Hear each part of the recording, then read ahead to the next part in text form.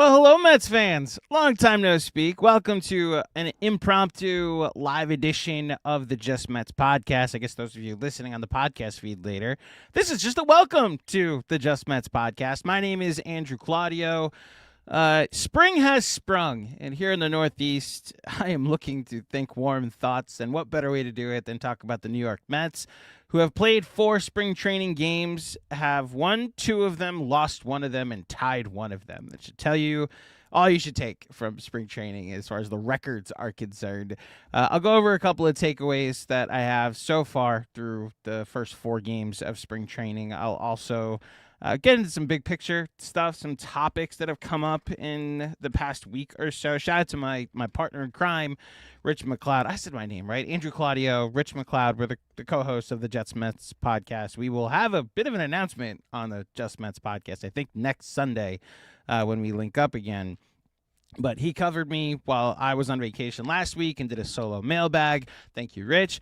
He is now I'm now doing him a solid and going solo while he I don't know, I don't want to dox him, but like he's unable to go live with me because of the weather that we're experiencing in the Northeast right now.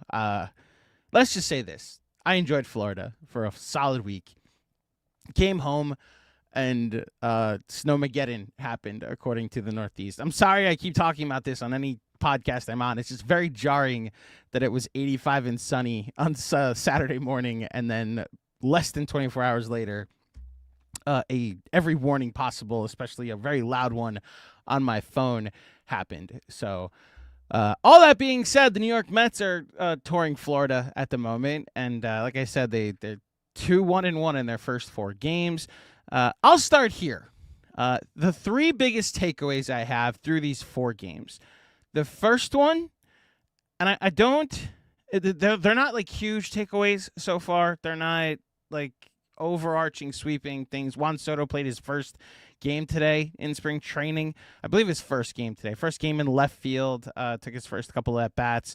So he played today, and he had a single and then got called out on a ground ball to first base that might have been foul, but who knows. Juan Soto's in left field. That's new. Marcus Semien had a double today, hitting leadoff. That's new. Just Mark Semien in our lives. Bo Bichette had a sacrifice fly and a base hit in today's game. He made a nice play a nice barehanded play at third base today. That's new. And it's the overarching theme that, like, it's a new chapter. It is a new leaf that the Mets have officially turned, and only seeing it in a limited access through these first couple games, it's really jarring. This new chapter of Mets baseball that we've now entered into. I look at the offseason that we all had and we all experienced. Obviously, we felt how new everything was going to be. But even like the upcoming announcements after the game, the next 3 Grapefruit League games that the Mets are going to play, Jonah Tong's going to start, Nolan McLean's going to start, and Freddie Peralta is going to start. All new. All new member. At least one is a new member of the Mets, but the new generation of Mets, you have these 2 rookies that are going to be part of the Mets' future, most likely. And then you get Freddie Peralta, their ace, their newly acquired ace, are all going to be part of the rotation, or at least going to be on the mound in the next 3 days. And then you look at the other announcement. Apparently, Brett Beatty, this is probably announced during the game, he's going to be playing first base at some point this weekend. Who knows when we see Polanco? Who knows when we see Lindor back on the field, obviously. There's some kids that have come up. Just going through a couple of the names that have stood out to these 4 games, like Nick Morabito has looked great in the field and really on the bases. A.J. Ewing with a big play, a base hit to center field, maybe a line drive to center field that he threw a guy out at third base. Newcomer A.J. Melendez, he's trying to make a case for him to play. Jake Myers, not Jake Myers. That's not Tobias Myers. Jake Myers is a former shortstop. Tobias Myers with a solid 2 1/3 the other day. I think the big rookie standout, the big arm that everybody's paying attention to, is the Ryan Lambert inning that happened yesterday against the Blue Jays. I'll just give my 2 cents, and this is really my philosophy on prospects. I understand this is, and I'm paying more attention to them now that we have this show, and I have to pay more attention to them. A sick 8th inning, striking out the side against the Blue Jays yesterday, against 3 minor leaguers. Like, I'm the fastball has life. It's a rising fastball according to the newsletters that I read. It's definitely a weapon. The slider falls off the table, as they say. The breaking stuff is there. If it all comes together, I agree with my friend over at Locked On Mets, Finkelstein over at Locked On Mets. There's closer stuff in there from Lambert if he could put it all together. I would like to see him do it more than 1 inning in spring and February, but it's definitely something to be excited about. The stuff is nasty. And then look, today, Ronnie Mauricio with a 1st inning home run. I wouldn't be shocked if he's your opening day shortstop because Lindor needs a little more time to get ready. And then Michael Tauchman with a 3-run homer in the 1st inning. Wouldn't shock me if he's your opening day right fielder if Carson Bench isn't ready to start right away in right field. There's just a lot of newness to this Mets world that we now live in, and some of it's scary, but some of it's exciting. You know, it's almost like I've started to move away from the, like, you go through a breakup and now you're in a new relationship, because, like, none of us broke up with the Mets. At least, I'm assuming if you're still watching, that relationship is still in play. It's more like you moved, or you went from junior high to senior high, or you left schools and went from one school to another. You're still in college, but look at all your new classmates. Look at the ones that are worse and the ones that are better. Like, I'm still very curious to see what this bullpen turns into. And what you're going to get from Devin Williams, what you're going to get from Luke Weaver, what you're going to get, I can't believe I'm saying this, from Craig Kimbrell later on this season. You know, there's a lot of newness to this Mets world that we now live in, and I'm intrigued by it. I'm officially excited about the off season as we now have the full picture. I gotta say, it's allowed me to be appreciative of how they rebuilt this thing back up into what I think will be a competitive team this year, while turning the chapter from an old core. Before I get to your comments, and I see people are tuning in, I appreciate you guys for tuning in as always. I just want to say 2 things about 2 former Mets, because I read these different comments and things while I was on vacation, and obviously didn't have the outlet to say anything. So I'm going to start with Pete Alonso. And look, Darryl Strawberry's comments aside, for those who missed it, Darryl Strawberry, I guess, sat down for a media availability and said that Pete Alonso is going to regret not staying in a Met uniform. And I think the full quote was that he could have stayed here, broken all of the franchise's offensive records, been the number 1 guy, the offensive player in franchise history, and he thinks he'll look up one day, like Darryl did, and regret not staying with the Mets. I do think that he was trying to provide some perspective there, that he left the Mets one day over some financial frustrations and negotiations that went awry, ended up as a Dodger, and he obviously regrets it, or feels regret all these years later, as his home run record has been passed. And, you know, not very many of his other records are going to stand by the time his career, like Lindor's career is over and Soto's career is over. And he's going to end up being a top 5 Met ever. But there was a chance, if he stays with the Mets the whole career, that he's there forever, that he's the number 1 Met. He's just an unassailable. He's like a Robin Yount, or I'm trying to think of another player that has like all the records for their team. Like, they're forever known as that. I'm in basketball mode, so I'm like thinking Steph Curry, you know, like that type of, like, once a Met, always a Met reputation. Unfortunately for Darryl, we live in a different world today, and the money is just very different for what Pete Alonso would probably have had to sacrifice to stay with the Mets. I've landed on a peaceful place with Pete Alonso and him no longer being a New York Met. And that is with the gut punch that it was seeing him in an Orioles uniform hit a home run in their first spring training game, hit a home run in their second spring training game. I've landed on a peaceful place with some of the reporting that's out there from Joel Sherman, from The Athletic, from different spots, from Will Salmon. I should credit him for that. They tried. Like, it wasn't like we're not offering Pete Alonso a contract. They did have a conversation with him, according to these two different reports that came out. It looked like he was going to have to DH 5 out of 6 times a week. Guess what, Pete? You're a DH at this point in your career, even if the Orioles are going to play you at first base this year. I think he's probably a DH. And they were going to go to 3 years on him. And it sounds like, I perceive it as they thought if the market is saying 3 years, they'll come in with a 4th year, and that will be the trump card. Like, hey, everybody else is willing to offer you 3. Here's 4, Pete. We'll give you a competitive 4-year offer. And that would have gotten him. And at the beginning of his offseason, the Orioles came in with 5 years. More than, like, no one else was offering 5, let alone 4. And both Boris and I guess, like, the Mets said to him, you better take that offer.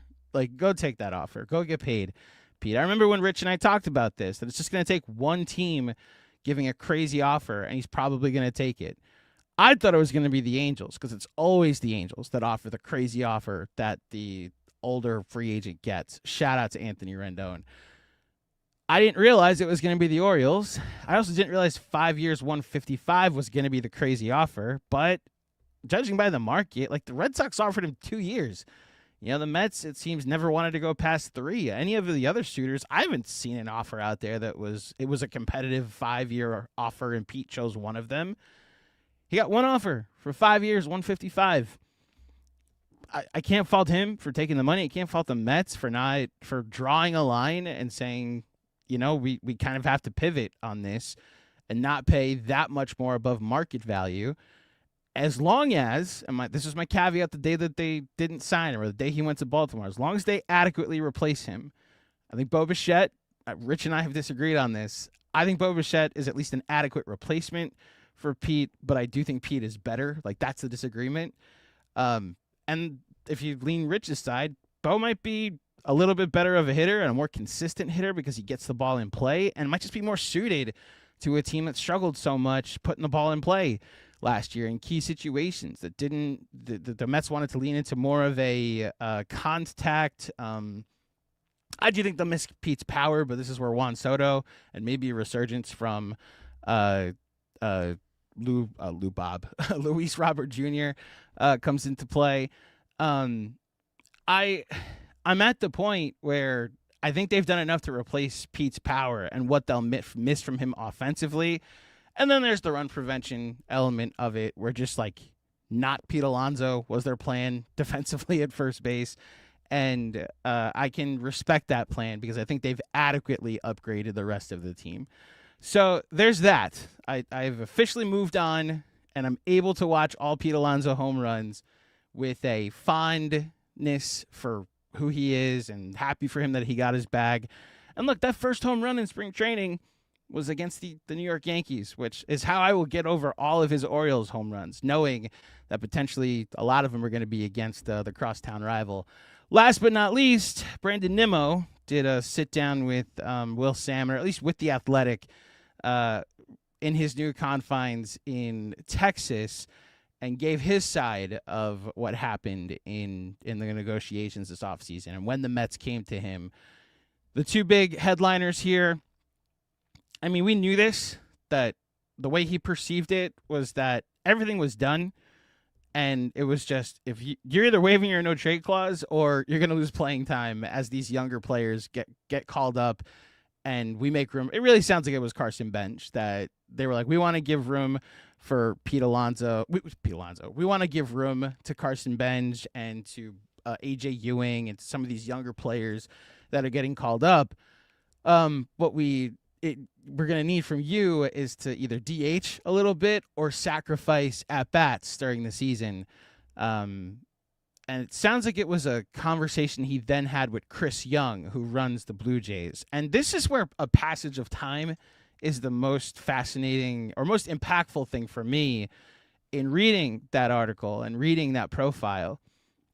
They wanted him to come there and teach Wyatt Langford and Evan Carter. They're two young outfield, not prospects. I believe both of them were on the World Series team from 2 years ago, but like two youngsters, how to stay on the field. And I remember the days of Brandon Nimmo being an injury prone, like how many games can you count on him for?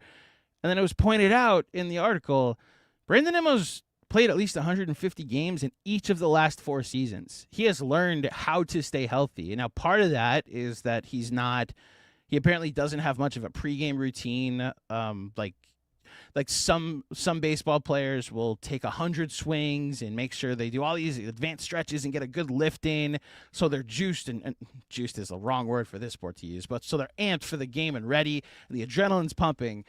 And some players can survive that. Some players have a less of a routine, so that way they can just save all of their energy and their best for the game. And that was more Nimmo. He recognized his body needs to get to a place where he's just on the field as often as possible. And as a result, he's been a beacon of health over the past 4 seasons. They wanted to get Nimmo in there in Texas to help teach these younger players, to let him be the veteran to come in. And this is how you stay on the field. This is how you get ready for a game. This is how you get to be 10 years into the league and, playing 150 games a season. They brought up in the article that Nimmo remembers David Wright doing the same for him when he got called up, or Curtis Granderson, or Jay Bruce.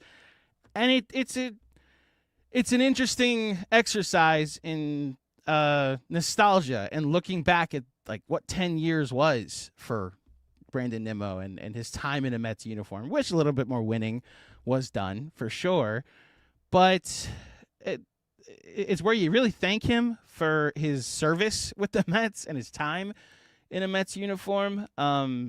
It does sound like he was a bit blindsided by the actual conversation, but that his service was needed elsewhere, especially going to play. Because there was a world where he could do all of this for A.J. Ewing, for Carson Bench, but the Rangers don't have Juan Soto. Like, they don't have a corner outfield spot already taken up by a not-so-great outfielder. So the Rangers actually had an opening for him. Good luck with Brandon Nimmo in right field. I wish you guys the best there. But, you understand where they had a need and wanted Brandon Nimmo, and the Mets had a need for maybe some infield leadership because they were going to trade Jeff McNeil, and a deal was struck. Like, one of the lines in the article is that Stearns made sure to emphasize to Nimmo that I didn't shop you. I just had a conversation at the GM meetings, and a fit came up, and a swap came up. So, the two cornerstone Mets for the past more than a half decade, like 6-7 years. I'm able to say I'm excited to watch them in their new locations with no I wish they were still here. Now let Polanco hit 240 and let the Mets be looking for another outfielder next year. I may be a little frustrated, especially if Nimmo gets off to a great start and Pete's on his way to 45 home runs again. But yeah, I think I'm at a place with both of these former Mets where I could talk about them with no longing. I'm able to be excited about this new chapter, these new Mets, this new version of the Mets, the David Stearns version of the Mets that will exist. And, hopefully it's a good team as well. Notice I didn't say Edwin Diaz. I'm still mad about that, but, we'll see what happens this season. All right, let me get to the chat. I see a lot of people tuning in live. Want to make sure that we get to as many as possible. I'll stick around for, 40 minutes. So whatever you guys got, I'm here to answer some of your questions, read some of your hot takes. First off, let's go to Rich McLeod. I'm always there in spirit, or here in spirit. Thank you, Rich. This weather's no joke. Thank you for covering me last week. I'm glad I could cover for you this week. Yeah, love you, buddy, and look forward to us linking up again when we're both able to.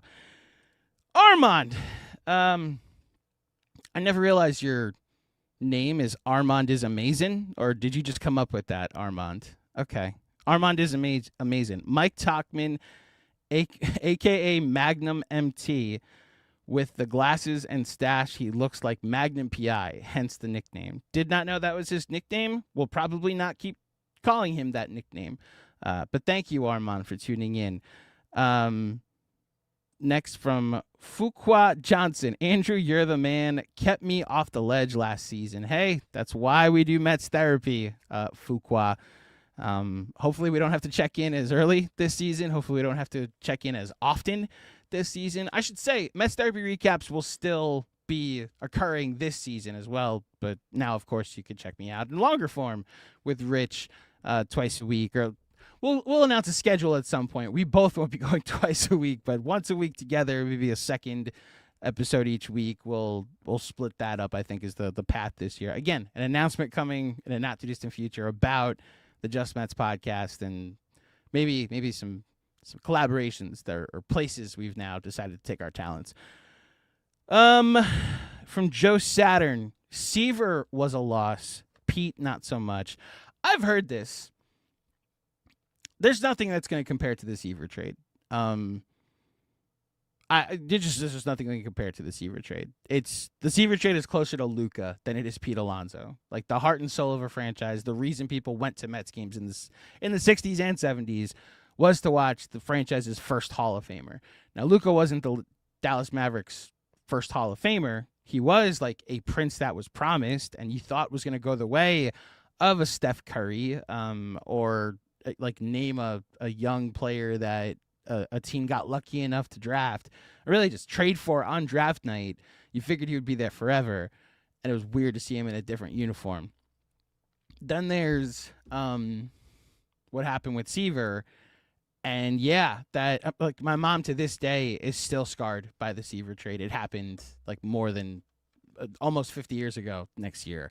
So, Pete Alonso, I think, falls more into the vein of DeGrom for me, where I understood it. I didn't like it. And I hoped that they would adequately replace him. I thought Verlander was a fine replacement. That season went off the rails once Diaz hurt his knee in the WBC, and the Mets decided to pivot from Verlander and Scherzer and like literally everybody at the All-Star at the trade deadline. And it's hard for me to really get upset with like, oh, you didn't bring in DeGrom. If like you don't know the butterfly effect, does DeGrom then eventually need Tommy John surgery? Do we have to wait for year 3 like the Rangers did eventually and get a full season, a full All-Star season out of DeGrom? Especially since like really, here's how I've really made my peace with the DeGrom. That was the winter of 2022 into 23. The Mets had won 101 games. Obviously, we all know how that season ended. 2 bad weekends ruins a 100-win season, right? So, like, DeGrom came back, like, didn't pitch the first 4 months, came back the day of the trade deadline. The reason I remember it was the day of the trade deadline, because the trade deadline in 2022 was my birthday. Like, they had DeGrom as their big trade deadline acquisition.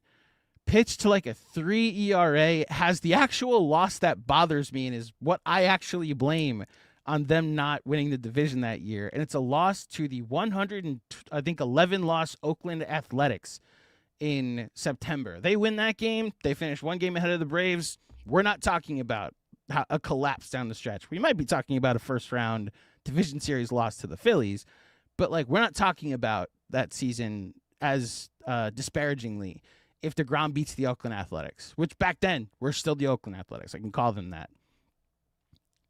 So he missed most of that season, showed signs of aging down the stretch. The year before, 2021, has the best first half of pitching I've ever seen from a pitcher ever. Had an ERA close to 1. Like he gave up a run, you were surprised. And then he gets hurt because again, I was saying it at the time, what he's doing isn't human. And then his body was like, yeah, you're right. We're going to shut him down for like the next 2.5 months.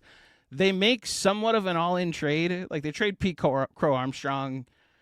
I'm not relitigating the Pete Crow Armstrong stuff. Obviously, the trade hasn't worked out for the Mets, but like they went for an aggressive move at that deadline for Javi Baez, thinking DeGrom's going to come back there in first place when that trade happens.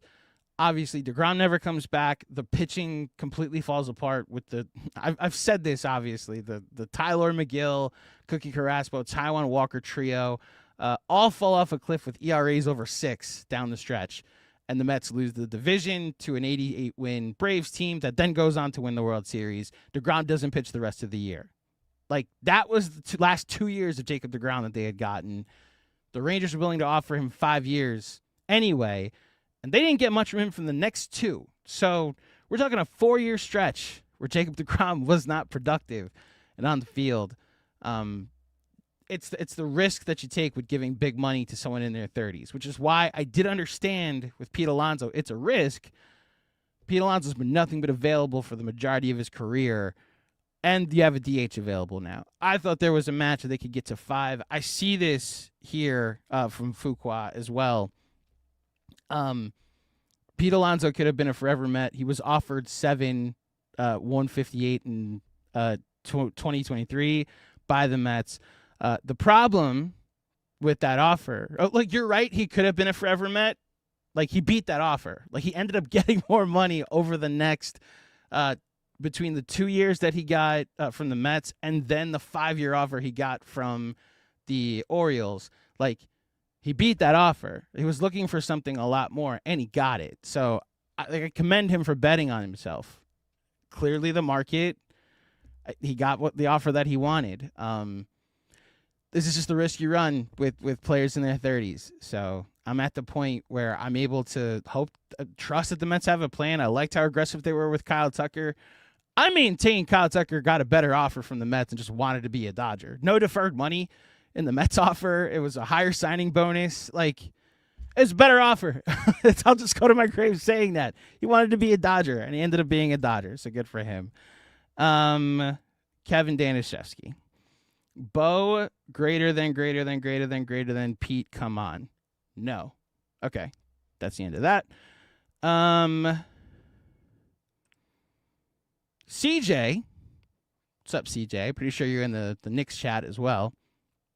Any excitement for Ronnie's bat? Really hope there is something there. Here's the problem. Don't know if you're going to be able to see it on this team. Because the only path I see to him playing, well, okay, it's twofold. He's either a DH, and he takes turns as part of the DH rotation. I would put him at 4th on the depth chart, or really 4th in the cycle of the rotation of DHs between, it looks like Vientos, Polanco, and for some reason, Kevin's boy, Brett Beatty. Like, I understand getting him a spot, getting a way to get Brett Beatty's bat in the lineup. I don't think his bat is his best trait, though. I think he's his glove is his best trait. It's why, like, the sneaky best version of the Mets is Bo Bichette DHing and Brett Beatty playing third base, but they're not going to do that to someone they just gave $100 and whatever million to. So I just have a hard time seeing Mauricio get at bats. He has one more option that they can send him down. I'm pretty sure he's going to start the year in the majors. So they have one more trip they can send him down after Lindor comes back and he's done. The Mauricio is done being your everyday shortstop, which is how I would project things go to start the season. The pop is great when it's shown flashes. The home run into McCovey Cove last year was the one that stood out to me, right? Like, obviously his first ever hit in the majors was like, oh, whoa, what is this? And then he hits the home run last year in San Francisco. There's some pop here for sure. He also had a pretty big home run in San Diego to tie a game in the 9th inning. It's why, like, that stat about the Mets have lost every game that happened in the when they were trailing going into the 9th inning or later. Yeah, they lost every game. They did come back like a few times to tie it in the 9th inning. Get credit for that because you got to win the game. But like one of the ninth inning moments I remember was his home run in San Diego. If on a different team that had an opening at an infield spot, I'd be all for it to see if something's there. He's going to get like 2 weeks to start the season. Hopefully he gets off to a hot start and keeps himself in the majors.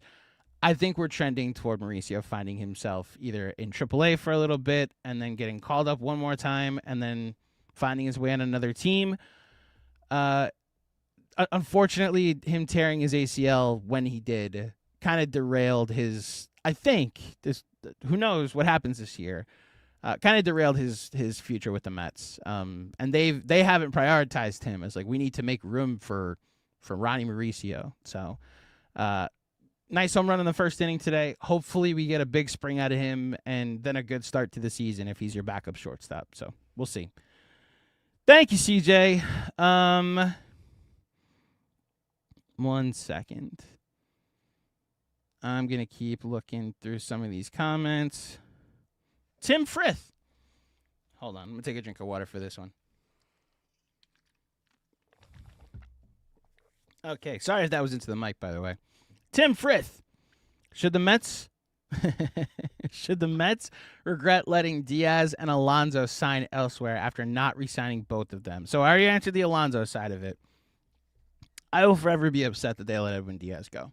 If you're tuning in for the first time and don't know my history with Edwin Diaz, my wife and I will be married 3 years this July. We walked into our wedding reception, like, you know how in weddings you usually have like a special song that plays introducing the new couple. The different songs we use, all the bridesmaids walked in to, what's the Lizzo song? One of the Lizzo songs. I forget what it's called. My groomsmen walked in to the Michael Jordan, the Alan Parsons Project, Sirius, the 90s Bulls theme. They walked into that. Our family members, my mother and father, her mom, our brother and sister, all walked into the reception as to celebrate Good Times by Kool and the Gang. And then we walked into Narco by Timmy Trumpet and whatever his face is. We walked into Edwin Diaz's closer entrance, and two of my buddies from childhood put on the Timmy Trumpet hat and shades and had fake trumpets and were playing us in. That was a connection we built with that song and that team.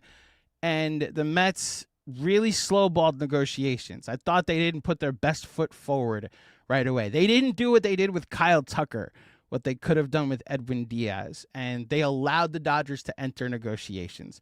I will forever be frustrated for that. It's just unfortunate because I do think there is a hole in the ninth inning for the Mets this season. Now, as we saw with the Phillies last year, you can plug a hole in the ninth inning with a trade deadline acquisition. What the Phillies have with Duran, that's a weapon for them. They went and got an all-star closer for their ninth inning at the deadline after having no bullpen for the first 4 months of the season. If Devin Williams doesn't regain closer form, there's a trade that could be made. I think if the Padres are looking to sell and the Mets still have a highly touted farm system, there's a Mason Miller trade there if they'd like to get in on the Mason Miller sweepstakes again. The conversations we had, we heard they were having after the winter meetings. I'm sure there was some smoke there. I'm sure the conversation was, give us your three best prospects, Mets. We want. The Mets were like, no, just give us Mason Miller. And they both went back to their places and their corners and celebrated the holidays. I don't think it is crazy to think that the Mets can fix any closer issues. Like, closer issues are very easy to fix at the deadline. It's basically where I'm going with this. Would it have been nice to just keep Edwin Diaz in our lives forever? The best closer of my lifetime for sure that the Mets have ever had. Yeah, but especially since he went to the freaking Dodgers, like, of course he did. So yeah, I will still be upset that, like, long after Devin Williams is like, long after hopefully Devin Williams proves himself, but like long after his third or fourth blown save, I will be upset that like Edwin Diaz is no longer a New York Met. So thank you, Tim. That's how I answer both of these questions, at least. Um, Armand. Come on, Andrew. You have the great Devin Williams. Yeah, that's the other part of this. Look, I have no issue with getting players from the Yankees. I'm like smart enough to admit the Yankees have been very good for a while. They don't meet Yankee fans' standards because the standards are unrealistic. Not bad and not in a bad way. It's like it's cool. You think your team should win the World Series every year. You get mad and think they should fire everybody when they don't. Fine. Like have that expectation. It's a place of privilege because the teams that you all grew up watching did win the World Series every year, and that once in a lifetime trend just like is the expectation going forward. Fine. I'm fine getting players from good teams and bringing them onto my team. That's why I was very okay with the Luke Weaver signing. Clay Holmes worked out very well as like a 3-4 starter, a fringe bullpen piece. Probably never going back to the bullpen until the postseason. If by then I think they actually used him as an opener. Who else did they get from the Yankees? Oh, that's right, Armand. Juan Soto is a New York Met. I forgot about that. Yes, nice start to the spring for Spencer Jones, by the way. Hopefully a major league team will want him at the end of the day. Let's see what else we got. Any other comments? Send all your comments now. I'll stay on for another 10, 15 minutes unless you don't have anything else. Let's see. Another one from CJ. I think the Mets farm system can get anyone at the deadline if needed. They're very deep. Looking forward to this year's farm system. Look, that's the thing I always said about Stearns. Even through my frustrations of what he was doing with the major league team, right? I always thought he was good for infrastructure. Like you're not supposed to look at wins and losses in like spring training, and really not in the minors either. But like all of the minor league systems are like, oh, the Mets are like one of the best, like in first place in all of the minor league systems, and largely the same prospects. Like he had 2 drafts is what Stearns had, and they went from like a bottom 10 farm system to a top 3 or 4 farm system. Now, after the couple trades they made this offseason, it's probably more like a 7 or 8, maybe closer to 10 farm system. But yeah, like Stearns is a guy that will build your infrastructure perfectly. He goes under the same reputation, or has the same reputation as like a Chaim Bloom. That's always who I compared him to. And the fear was like Chaim Bloom. I don't know if you could be a major league, a big market general manager. Like I don't know if you could run a Major League Baseball team in a big market where you're not expected to just operate on the margins because you don't have the payroll flexibility. Offering Kyle Tucker $220 million over 4 years is how a big market team should operate. So I commend him just in the process, being able to do that.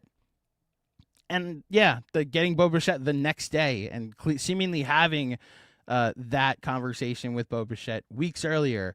I'm here for that. Like that is the way a big market team should operate. And so I commend him for, and even like to an extent, the Freddie Peralta trade, because yeah, there's extension conversations to be had with him. They are likely to retain him because they gave up 2 prospects for Freddie Peralta. Yeah, that's in play. That's absolutely in play. That's how a big market team should operate. Fine, we'll give you our prospects. We have no issue re-signing a guy that we traded 2 prospects for because of what we can do financially. So, I'm here for this version of Stearns that operates like a big market GM and has the infrastructure and builds the farm system in a way that helps fill the gaps and the holes in your 40-man roster without having to go and trade like 4 prospects for J.D. Davis or any of the things that the Mets had to do in the past. Thank you, CJ. I will throw Kevin a bone. Brett Beatty is an oversized second baseman. He's not going to play a lot of second base this season. I thought he was fine at second base. I thought he was better at third. Wouldn't it be funny if we end up in a spot, like say there's an injury to Simeon, not wishing it at all, or he's just ineffective, right? We end up in a spot where like Bichette moves back to second, like he did in the World Series. Beatty moves to third, and we end up with that for a little bit. Or, look, this is where Brett Beatty is like a super sub. Makes sense. I'm surprised. Maybe I should be surprised. There's just sort of no conversation about Brett Beatty at shortstop. Never played it, but I didn't know he ever played second base until like he started playing it last year a little bit. Yeah, look, Kevin, I joke with you because your obsession with him as a superstar is delusional, but I think he's proven to be a productive major leaguer. Like, I'm here for his glove, keeping him in the majors for the majority of his career. I think he's a better version of Dom Smith. Hopefully he develops a bat way more than Dom Smith has or did. But the reason Dom Smith keeps getting jobs is because of his glove. If Beatty's bat doesn't, like, where Beatty's bat is probably an everyday like 7 or 8 hitter, right? Like, that's fine. If his bat takes a step back, he's just Dom Smith, which is like, because of his glove, he'll get to tenure, like he'll get his pension, right? His full pension.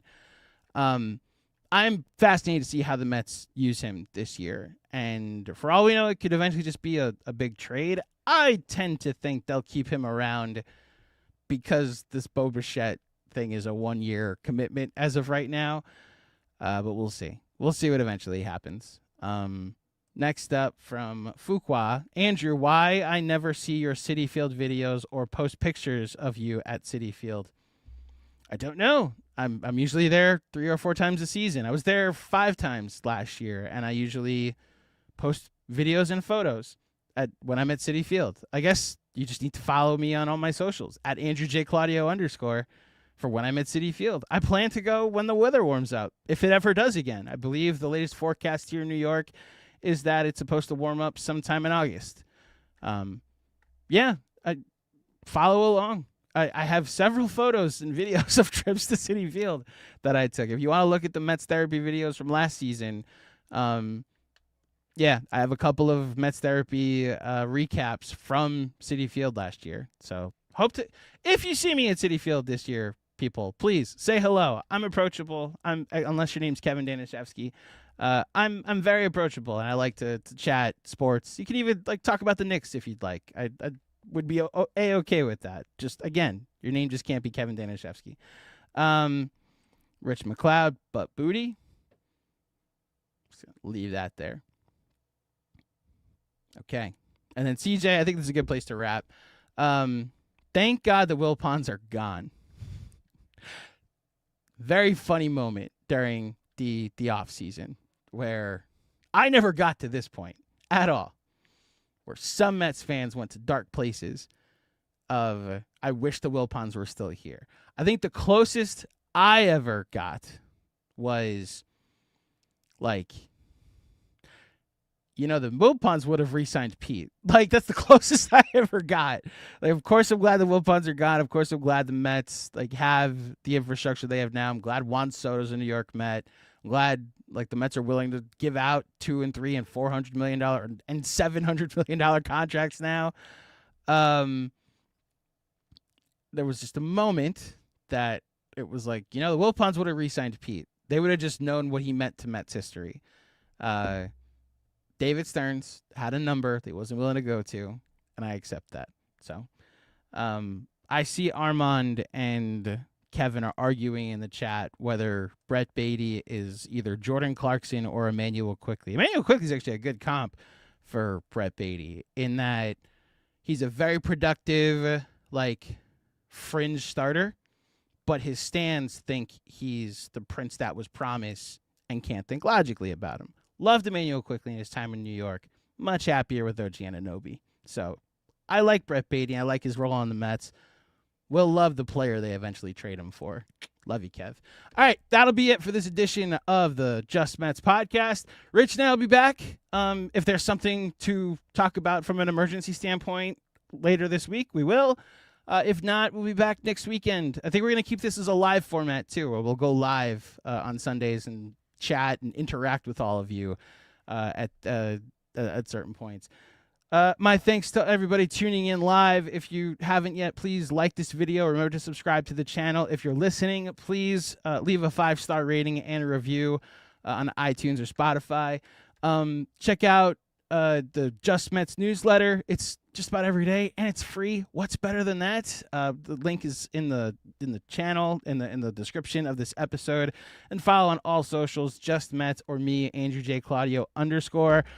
I will be back in the not too distant future. I'll let you take this, Kevin. Excuse me, I'll take this, Rich. I'll be back in the not too distant future.